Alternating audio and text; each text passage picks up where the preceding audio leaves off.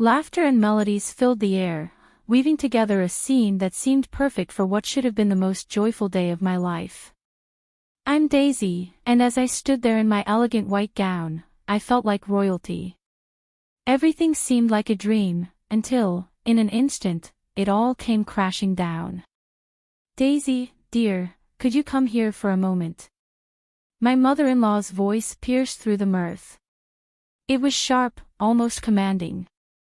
I smiled at my friend and excused myself, noticing how stiff my mother-in-law stood as I approached.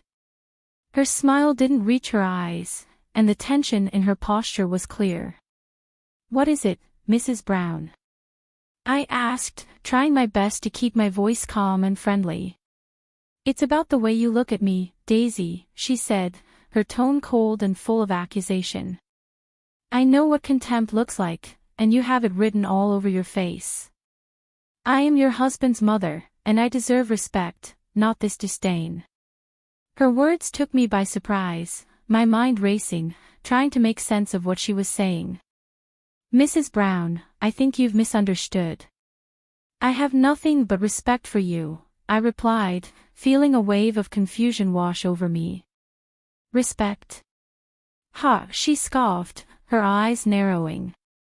"I see the way you roll your eyes at me, the sighs when I speak. You think I don't notice. You've even turned my son against me." Her voice was getting louder, and I could feel the eyes of nearby guests starting to turn toward us. I struggled to keep my composure. Before I could respond, Jacob, my husband, appeared by our side, his brow furrowed with concern. "Mom, what's going on here?" he asked, looking between the two of us. "Your wife, Jacob. She's been nothing but disrespectful to me," Mrs. Brown said, her voice trembling with emotion. "She's been looking down on me, and today of all days, she's been the worst." Tears welled up in her eyes as she clutched Jacob's arm. "Daisy, is this true?" Jacob asked, his face filled with a mix of disbelief and confusion, his gaze searching mine, waiting for an answer. "No, it's not true," I replied, my voice firm but calm. "I've done nothing to disrespect her. She's lying." "Jacob, I'm your mother. Would I lie to you?" Mrs. Brown cried, her grip on his arm tightening. Tears now streamed down her face, adding to the drama unfolding in front of everyone. For a moment, the world seemed to slow down as Jacob's face changed from concern to anger. Without warning, he reached down, took off his shoe, and, in one swift motion, struck me on the head. The sound echoed in the now silent room, and I stood frozen, my hand instinctively rising to my stinging scalp. The guests around us gasped in shock, but no one moved. I felt a mix of emotions, hurt, betrayal, and anger, all swirling inside me. I wasn't sure what to say or even how to react. "How could you?" I whispered, though I wasn't directing the question to anyone in particular. I wasn't just asking Jacob or his mother, but the entire universe, as if searching for an explanation for this nightmare I had walked into. Jacob, realizing what he had done, stammered, "Daisy, I didn't mean it. I was just..." But I didn't let him finish. "No," I said, my voice firm and steady despite the storm brewing inside me. "You've shown me exactly who you are." The pain of being hit was nothing compared to the pain of realizing that the man I had just married was capable of this. I turned away from them both, knowing this moment had changed everything. I faced the guests, most of whom were still staring in stunned silence. "I'm sorry you had to witness this," I said, my voice calm, though my heart raced. "Please continue to enjoy the celebration. I need a moment alone." Without waiting for a response, I walked out of the room. The music had stopped, and the laughter had died down. The world outside seemed so different now, the joy and excitement of the day a distant memory. I found a quiet corner away from the noise and chaos, my mind racing with thoughts of what had just happened. How had everything fallen apart so quickly? Just moments ago, I had been filled with happiness, believing I was beginning a new chapter of my life, and now I felt like my entire world had been turned upside down. My mother-in-law's accusations, Jacob's assault, the judgmental stares of the guests, it was all too much to bear. I needed time to think, to process everything. Could I really continue with this marriage after what had just happened? Could I trust Jacob again? The questions weighed heavily on my mind as I stood there, feeling lost and unsure of what to do next. But one thing was clear, my life had changed, and there was no going back. The perfect day I had imagined was gone, replaced by something darker and more painful. What I had to do now was figure out how to move forward, even if that meant doing it alone. I walked away from the crowd, and as soon as I did, I could hear the whispers start behind me. But I refused to let them affect me. I kept my head held high, knowing that this was not the end for me. Instead, it was the beginning of something new. My mind started racing, forming a plan.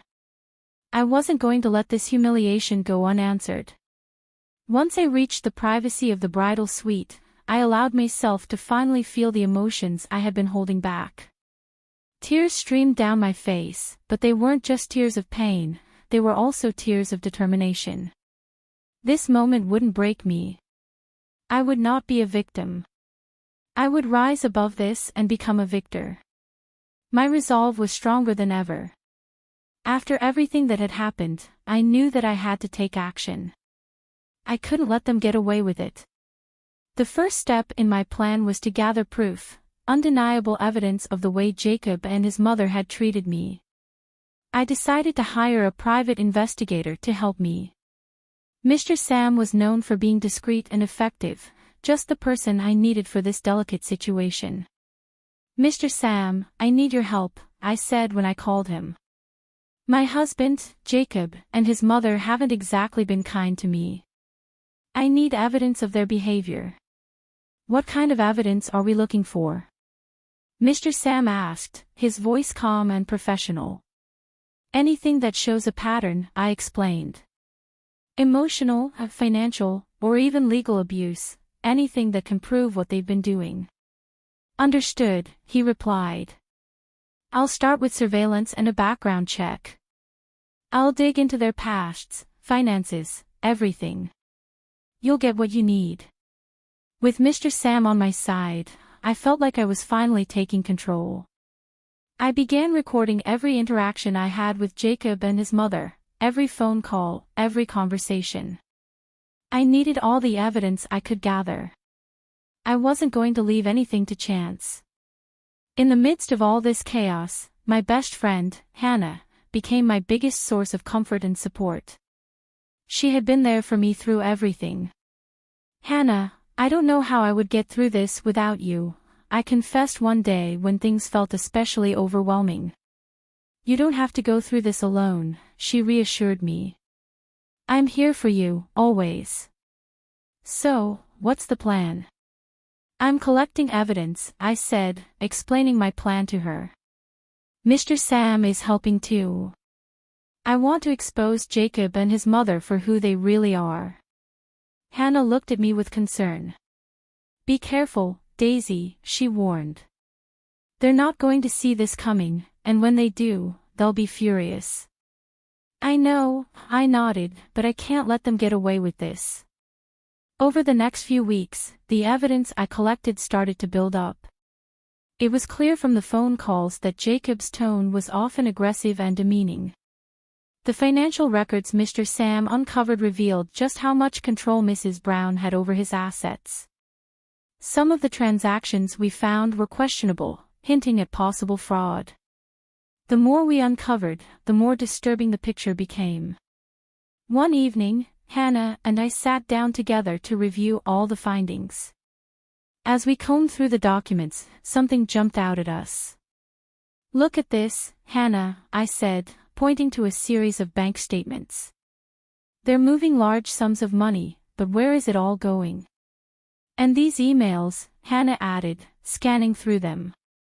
"It sounds like they're planning something, but we don't know what yet." "We need to connect the dots," I said, feeling the weight of everything we were uncovering. This isn't just about emotional abuse anymore. There's a whole web of lies and manipulation going on.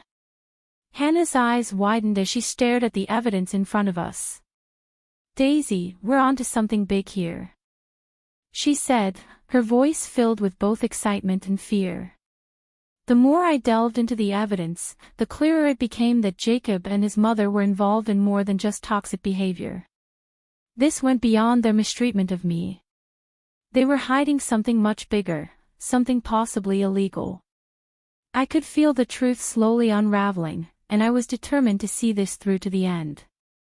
As the days passed, I became more focused on my goal. I wasn't just collecting evidence for myself anymore.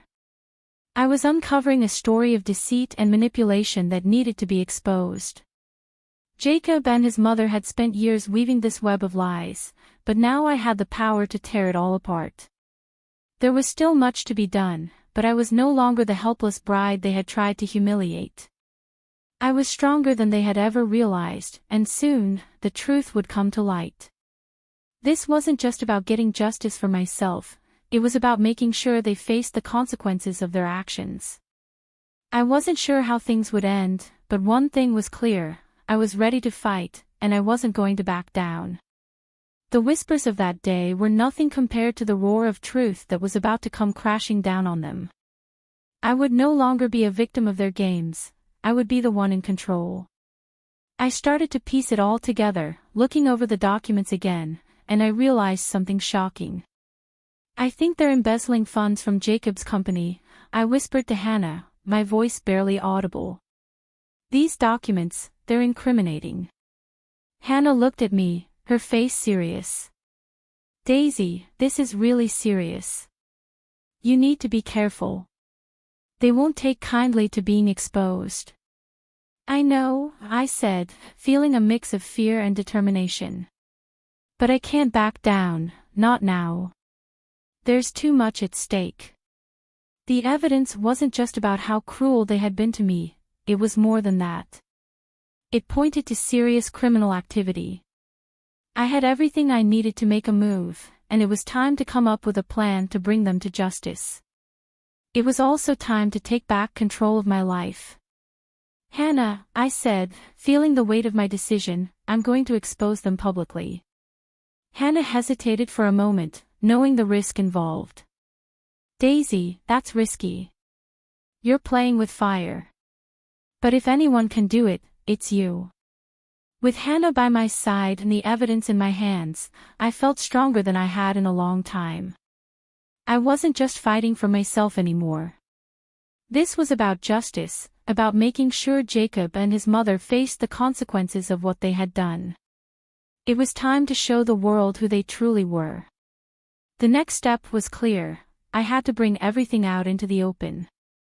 I decided to organize an event, pretending it was for a big announcement. I invited friends, family, and even a few media contacts, people who would help get the story out. The venue was lavish, with an atmosphere full of excitement and curiosity. Everyone was eager to hear the news. As I stood at the front of the room, I took a deep breath. The time had come. Thank you all for coming, I began, keeping my voice steady and my expression calm. Jacob and his mother, Mrs. Brown, stood beside me, smiling. They had no idea what was about to happen. Daisy, darling, we're so proud of you, Jacob said, his voice sweet but insincere. Whatever the announcement is, we support you. His words felt like poison, but I stayed composed. I've gathered you all here to share some important truths, I said, pausing to gauge the room's reaction. Truths about my marriage and about the Brown family. Mrs. Brown's smile faltered. Truths, she repeated, her voice shaky with a mix of confusion and fear. Daisy, what are you talking about? I'm talking about the abuse, the lies, and the illegal activities that have been going on behind the scenes, I said, my voice growing stronger with each word. The room went silent. The tension was thick, and all eyes were on me. Daisy, have you lost your mind? Jacob's face turned red, his anger barely under control. "Quite the opposite, Jacob," I said calmly. "I've never been more sane, and I've never been more sure of what I need to do." I gestured to the screen behind me. "Exhibit A," I announced, as a video started playing. It was a recording of one of our many heated, abusive conversations. The crowd gasped as they heard Jacob's voice, full of anger and cruelty. The murmurs grew louder, and I saw Mrs. Brown's face go pale. Her hand started to tremble. "This is just the beginning," I said, holding up a folder filled with documents. "These papers show financial irregularities, embezzlement, fraud, it's all here." "You can't do this, Daisy," Jacob shouted, his voice a mix of pleading and threat. "You're ruining everything." I looked him straight in the eye. "I'm not ruining anything, Jacob. I'm exposing the truth, a truth that everyone deserves to see." The media personnel who had been invited started clicking their cameras, capturing every moment of this dramatic revelation. There was no turning back now. This was it. "Daisy, please," Mrs. Brown's voice was barely a whisper, her confidence shattered. "Let's talk about this privately. There's no need for this public display." I shook my head. "No, Mrs. Brown. No more private discussions. The time for hiding is over." As I continued to show more evidence, the reactions in the room varied. Some guests looked shocked, others shook their heads in disbelief. There were whispers and murmurs among the crowd, but no one could deny what they were seeing. Jacob and Mrs. Brown stood frozen, the masks of respectability slipping away, revealing the truth beneath. "This is my story," I said, addressing the room. "A story of surviving abuse and standing up against injustice. I refuse to be a victim any longer." The event ended in a flurry of activity. Reporters swarmed around me, asking questions, while many guests approached to offer words of support and admiration. I had done it. I had exposed the truth, standing strong and maintaining my composure through it all. It was a moment of triumph, a moment where I finally reclaimed my power and my voice. But this wasn't the end. The courtroom was the next step, the place where everything would come to a final conclusion. I was ready to see it through to the very end. I couldn't help but notice how uneasy Jacob and Mrs. Brown looked across the courtroom. Their once confident faces were now filled with anxiety. As the trial began, my lawyer stood up and addressed the judge. "Your Honor, we are here to present the case against Jacob and Mrs. Brown," my lawyer said, his voice steady and strong. "This isn't just about a divorce.